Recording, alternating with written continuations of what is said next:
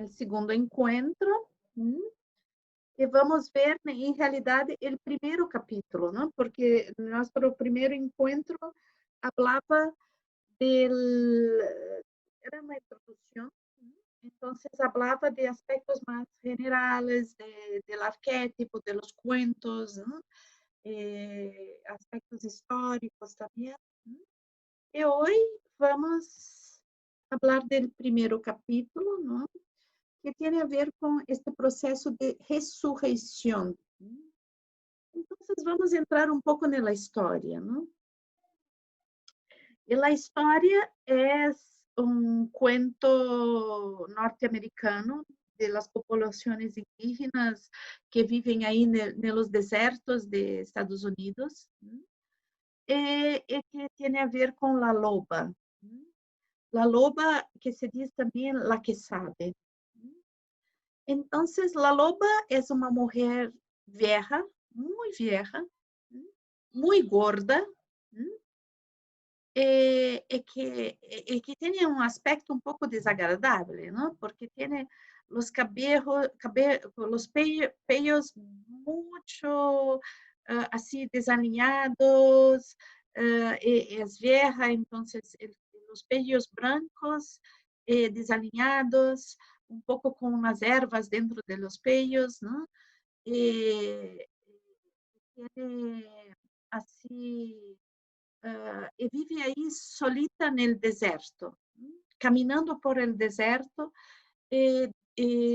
sua casa é uma caverna. É interessante esta figura de la loba, não? Porque dentro de las propostas de Clarissa Pinkola Estes, há muitas pessoas que trabalham isso, então há muita produção de dibujos, de pinturas, de poesias, ¿no? E todos esses trabalhos. E essa representação me chamou muito a atenção, ¿no? Porque tem alguns símbolos de la dea, de las deas primitivas, de las Venus primitivas. Então, eu creio que contei no último encontro que tivemos que as primeiras deas, ¿no? Que Deus nasce com uma representação feminina, em realidade, não? Então, uma vez eu falei isto em internet, coloquei um vídeo aí falando que Deus nasceu mulher, não? E sabe que jamás tinha haters em internet. E a primeira vez que alguém me desqualificou foi aí, né? Porque algumas pessoas se quedaram muito enojadas comigo porque eu disse que Deus nasceu mulher, não? Le explico, porque algumas simplesmente me contestaram muito educadamente, outras não muito educadamente, não? Então, le explico um pouco isto, não? Porque não é que Deus tem sexo, não? Porque a contestação que muitas pessoas me diziam, pero Deus é masculino e feminino ao mesmo tempo. Sim, Deus é masculino e feminino ao mesmo tempo, pero a representação de Deus viene através das culturas, ¿no? O feminina ou masculina. Então, as primeiras representações, aún no Paleolítico, no período histórico chamado Paleolítico, eram representações femininas, que são as famosas Vênus primitivas, não? Que são pequenas estatuetas onde aparece uma mulher assim com os seios grandes, com o culo muito grande, ¿no? Que representa toda a fertilidade, a abundância. Então, me recorda um pouco esta figura, esta mulher, essa representação da loba. É curioso porque as Vênus primitivas têm como representação simbólica também a luna, que aparece acá, e também o serpente, ¿no? El serpente como como representación del femenino. Entonces, esta persona que hizo este dibujo, hice una conexión muy importante, ¿no? Porque la loba es un arquetipo muy antiguo, ¿no? Muy antiguo. Voy a contar, después vamos a abrir más este arquetipo, pero voy a contar un poco la historia de la loba. Entonces, ella es esta mujer vieja que vive en el desierto y que vive en una caverna. Ah, es una anciana, ¿no? La anciana representa la sabiduría. Ella es sabia y también conoce los misterios. Entonces, me gustaría hablar un poco de la palabra, ¿no? Sabiduría, que sabiduría viene de sabor, ¿no? Entonces, las personas que tienen sabiduría, en general, son personas que son más viejas, que vivieron ya bastante, ¿no? Y que tienen, saborearam a vida, ou seja, que la viviram intensamente. ¿No? E esta vieja anciana que vive no deserto, a sua atividade principal, ou seja, a sua única atividade, é recolher ossos. Ella recorre huesos. Ustedes pueden ver acá en esta representación, ella con los huesos en las manos, con un colar, no sé si se dice así, con los huesos así en el pecho, ¿no? E, em geral, estas mulheres que aparecem aí, que vamos ver em outros contos de várias culturas, quando aparecem essas mulheres viejas, né, que vivem isoladas, em geral, elas têm um papel de iniciadoras, porque como elas conhecem os mistérios, né, elas são um tema que se repete nos contos, né? Este contato de la niña com uma mulher de aspecto terrível, né? E que não la deja assim ser ingênua. Hoy hablamos um pouco de la ingenuidade, ¿eh?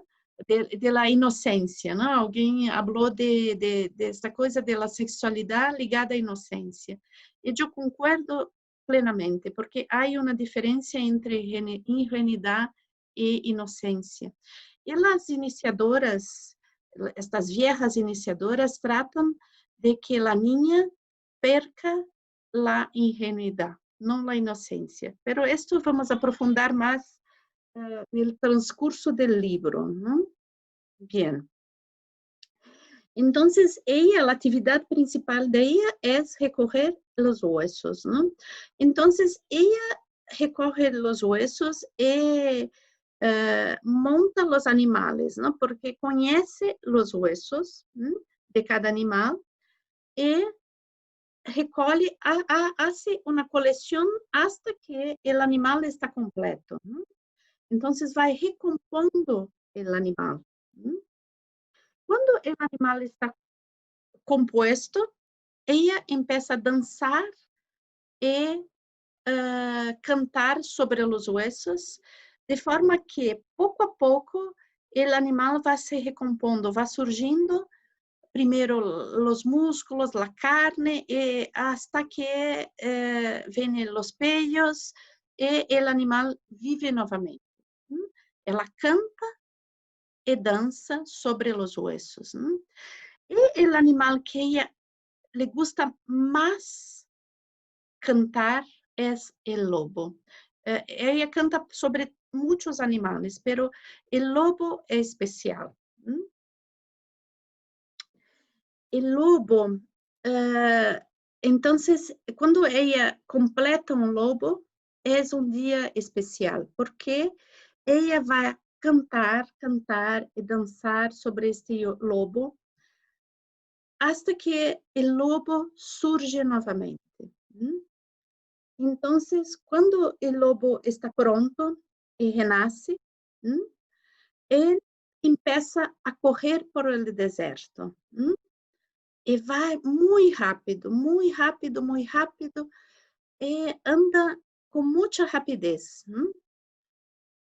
Hasta que, em um dado momento, que não se sabe se é uma luz del sol que cobre seu pecho, um vento diferente, algo acontece que o lobo se transforma em uma mulher. E esta mulher continua a andar por o deserto muito rápido, solamente que empieza entonces a bailar. E dança, dança, dança com alegria e com júbilo. E é uma mulher jovem. Então, existe neste cuento, existe uma transformação do lobo em uma mulher. Então, o que significa isto tudo, não? Então, podemos ver que neste cuento existe uma proposta de restauração de algo muito primitivo que tem a ver com os instintos e que tem a ver com esta mulher selvagem.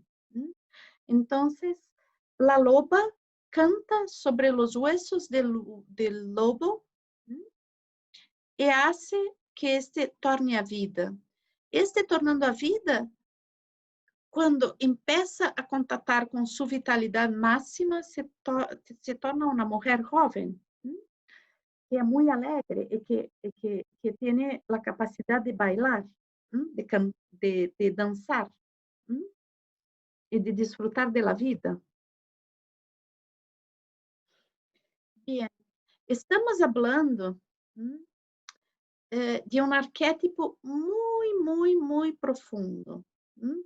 Isto está representado por esta conexão com o deserto, não? Porque se pensarmos, o deserto é um lugar que temos que miramos e não vemos muita vida, não? Miramos e vemos os huesos, não?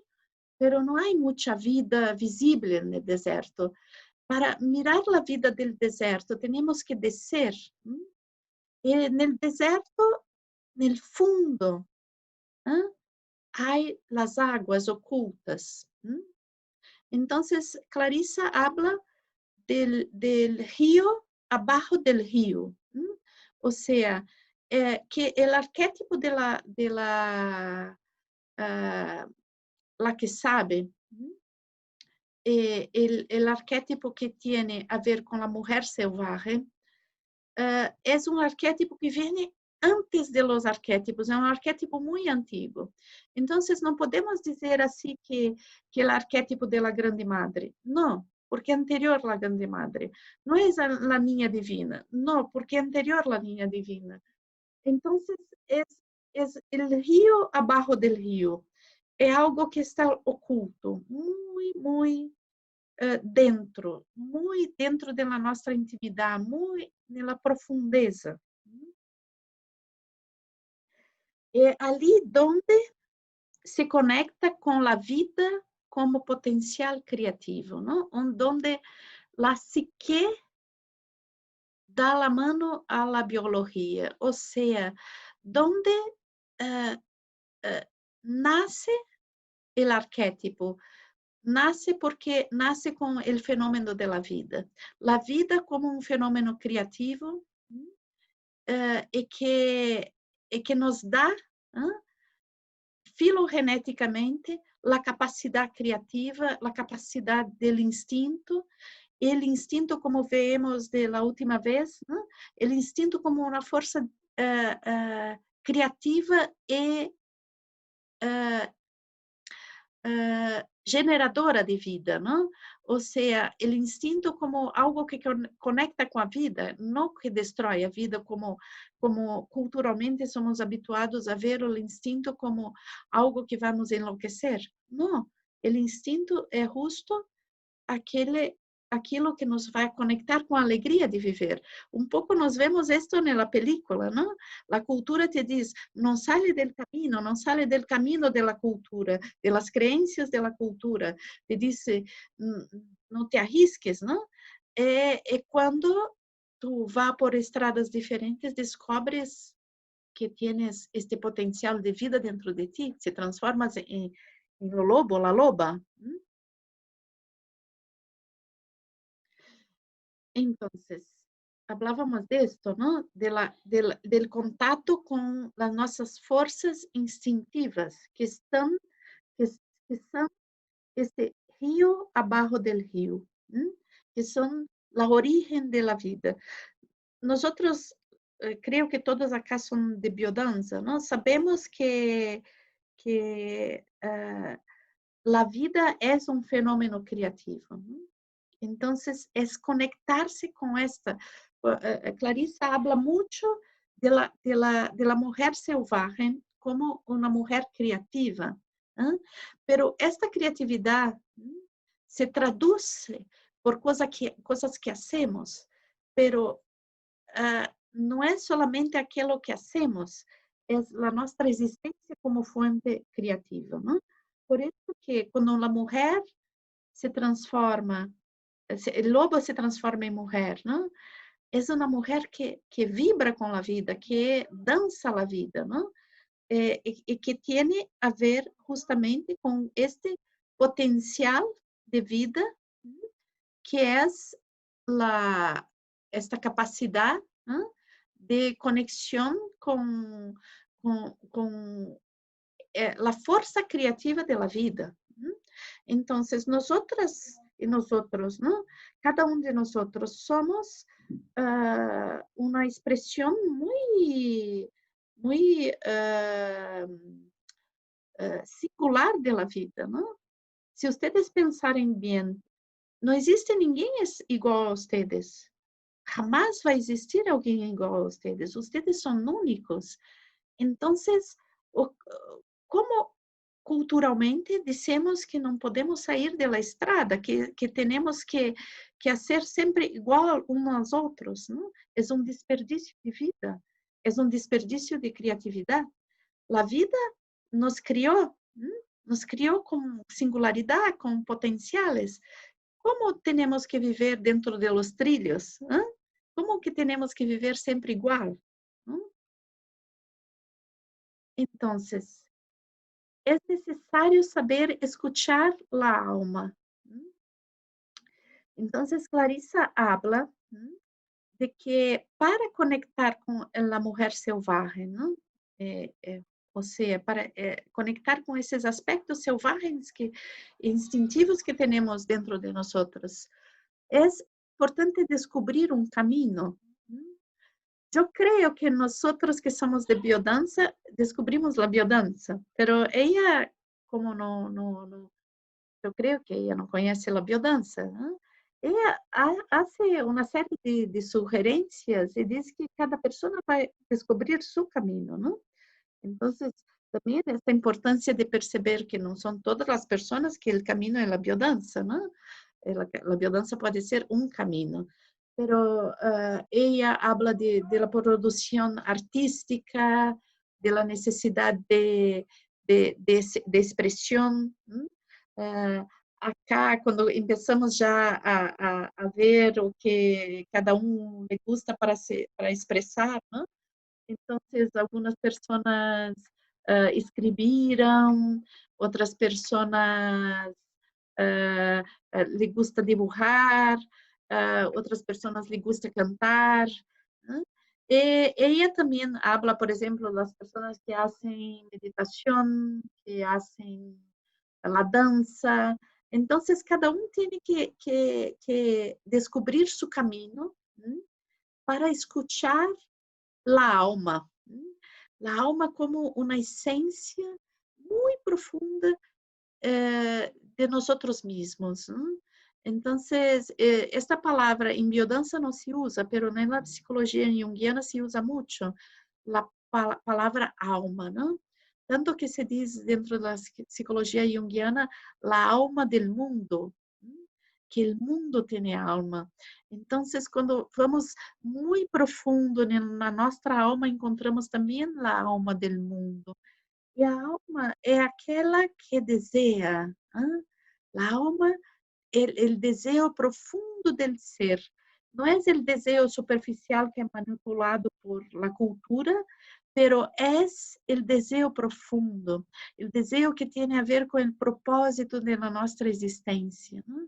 Entonces, es mucho importante saber escuchar la alma y saber cuál es el camino para escuchar esta alma.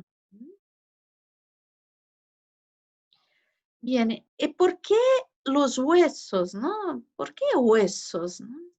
Entonces, los huesos tienen un significado simbólico muy importante, ¿no? Porque los huesos son la parte de nuestro cuerpo que después que morremos no se deshace, ¿no? Entonces, eh, los huesos son la parte más profunda, ¿no? Y que después que se acaba todo, es la lembranza de nosotros mismos, ¿no? Entonces, a partir de ese pequeño núcleo, ¿no? que se queda de nosotros mismos, podemos surgir. E, e se vamos ver esse significado simbólico, quando sucedem coisas em nossas vidas que significam uma espécie de morte, sempre resta algo de onde podemos renascer. Pero para renascer, temos que cantar sobre nossos ossos, ¿no? Temos que cantar sobre aquilo que resta para ser crescer novamente. Pero la que sabe, la loba, ella sabe reconhecer os huesos e sabe montá-los. Entonces, não basta reconhecer, ter um hueso e cantar sobre ele. Temos que saber armar, saber a lógica, saber de como se compone.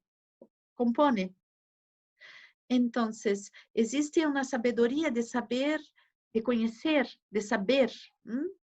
E isto, claro, que é a experiência de vida que te traz, de como eu posso compor-me, o que é importante para mim.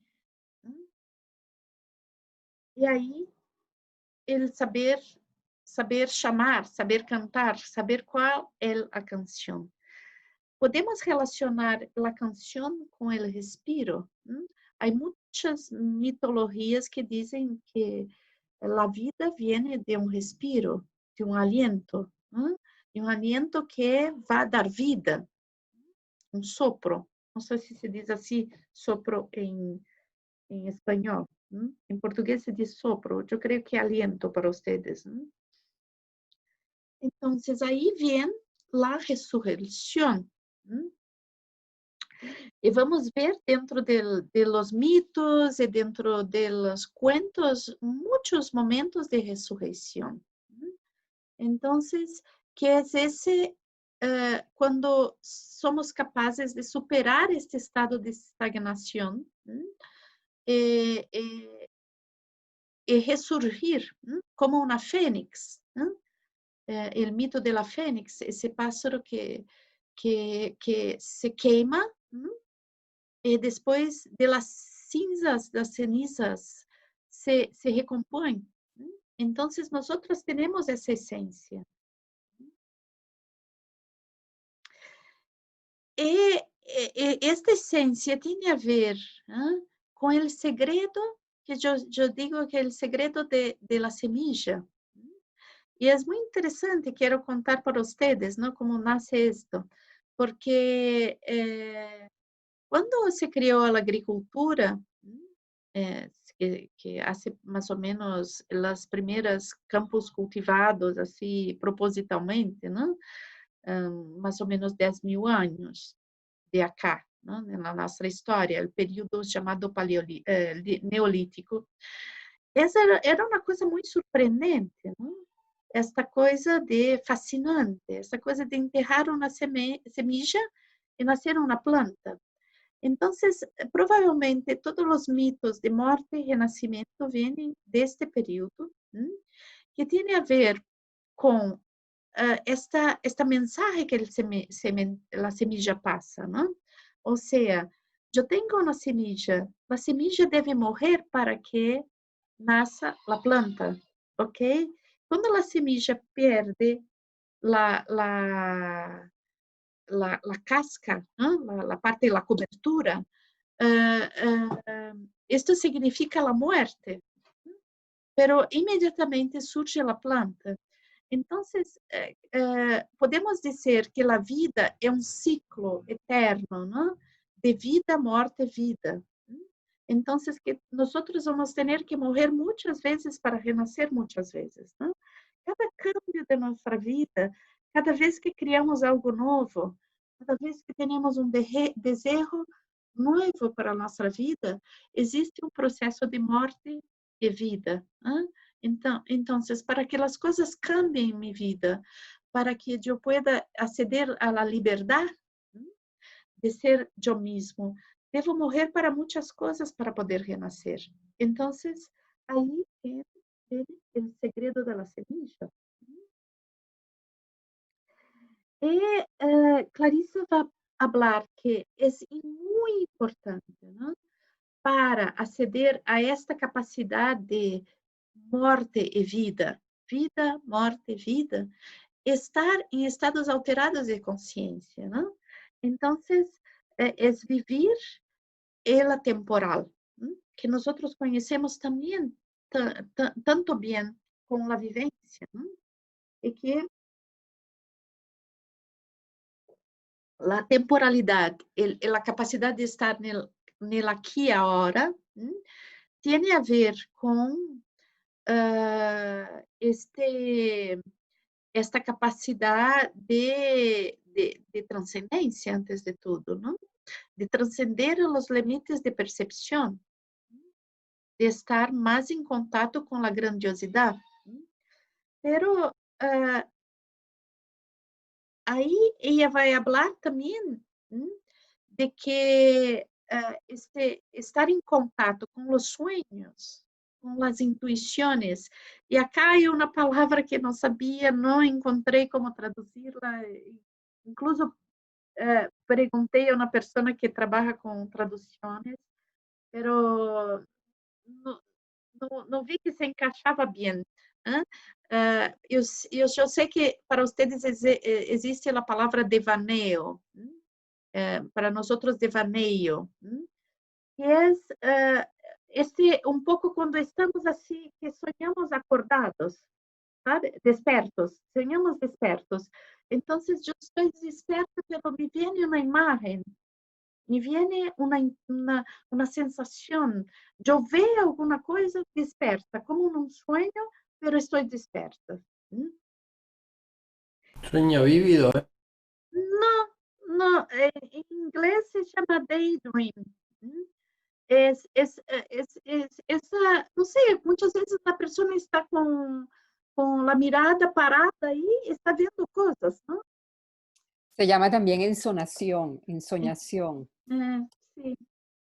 Não sei, não encontrei uma tradução exata. Em português se diz devaneio e as pessoas compreendem, não? Ensoñación, dile. Sí, entonces, que ahí nosotros sabemos mucho que los sueños, ¿no? Los sueños oníricos, ¿no? No los deseos, pero los sueños traen mensajes, ¿no? Las intuiciones también, ¿no? Pero este que llamamos devaneio, son también una especie de comunicación, ¿no? Que muchas veces percebemos alguna cosa nos viene uma ideia, uma imagem, e é importante estar atento, estar em contato com isso, porque são coisas que vêm do profundo de nós, ¿no? E pode nos trazer muita informação muito valiosa a respeito de nós mesmos, das coisas que estamos vivendo, e também de nos ajudar na nossa criatividade. Entonces, poder criar, a nossa vida, não desde uma repressão onde temos que nos moldar ao mundo pré-existente e somos como uma peça dentro de uma engrenagem. Não, a vida como um fenômeno criativo, que parte de um impulso instintivo. É isto que queremos mobilizar. Esto significa mucho esta mujer que se transforma a partir de um lobo.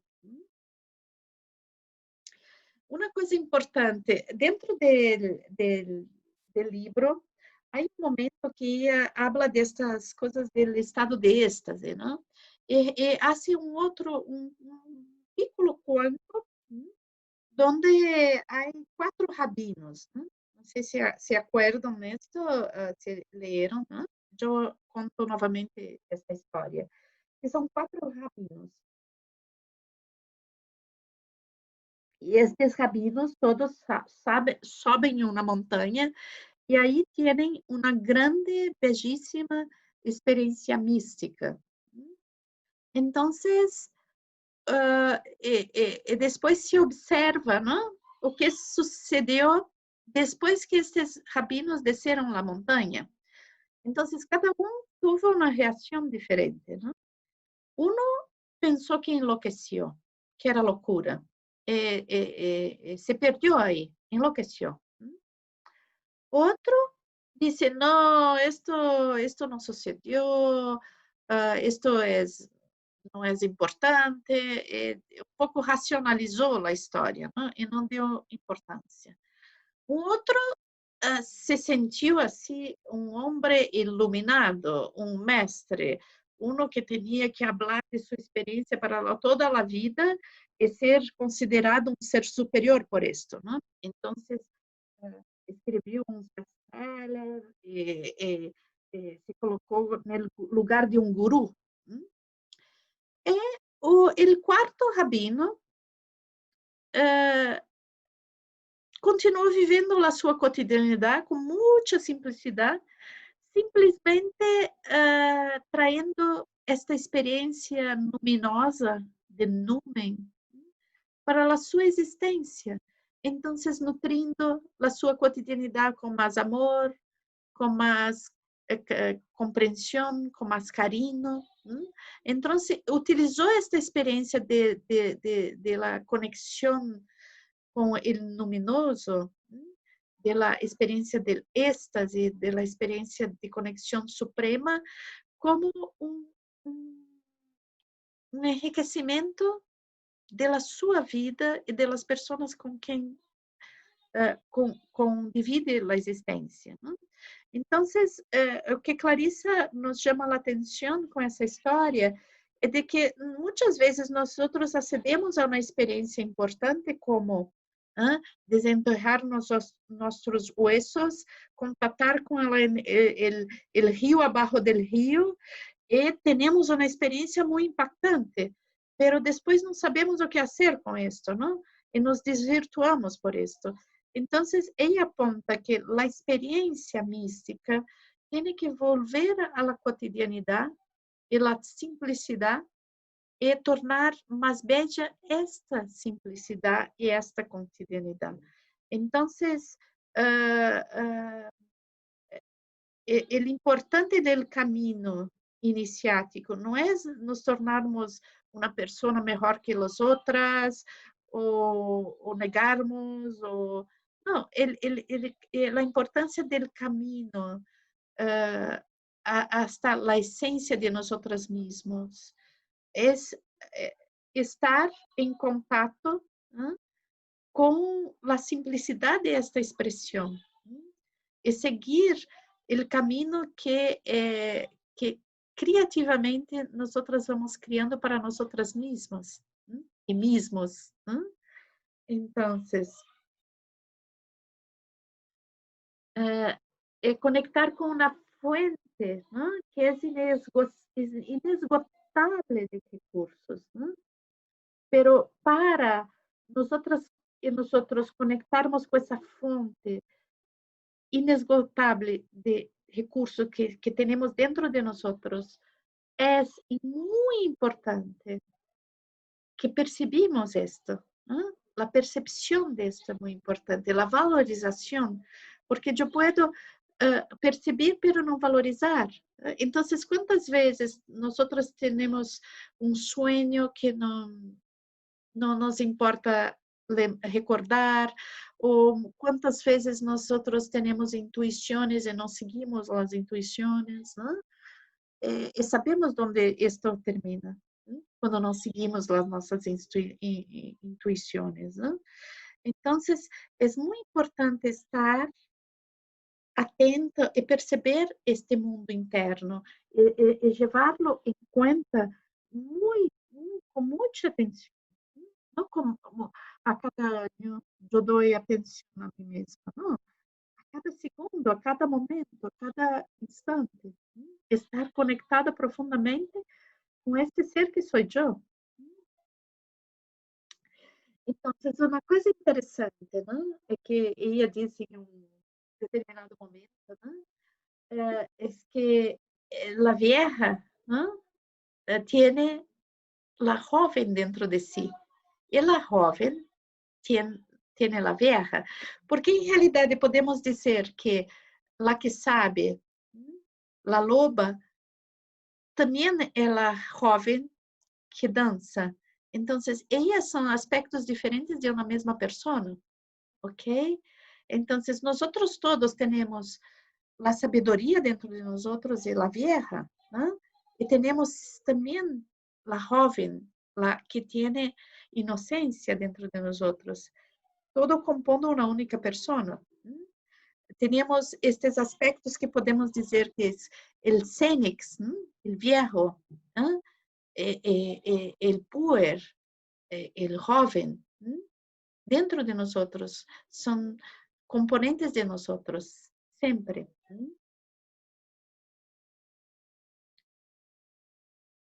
Entonces, muchas veces nosotros, tomando un poco la película que vemos, ¿no? Nosotros tenemos estas normas sociales que nos dicen, tú no debes salir del sendero, no sale del sendero, debes estar en el sendero, es perigoso salir del sendero, ¿no? Y muchas veces por este deseo de ser aceito, amado, nosotros nos submetemos y no saímos del sendero. Lo que pasa es que cuando yo hago esto, yo no me siento amado. Muchas veces nos submetemos para ser amados y no sentimos amados, porque en realidad, para yo sentir amado, sentir que una persona o un grupo me ama, devo ser yo mesmo, porque se devo ser outra pessoa, não vou me sentir amada. Então, a experiência de si mesmo é uma condição muito importante para sentir o amor. Se eu me alontano de quem sou para adaptar-me ao meio que me aceita solamente adaptada, provavelmente vou estar em brevemente em uma condição de inanição amorosa, estarei subnutrida amorosamente. Então, eu quero finalizar esta exposição perguntando a vocês, se has cantado sobre tus huesos? ¿Qué tipo de canción necesita escuchar tus huesos?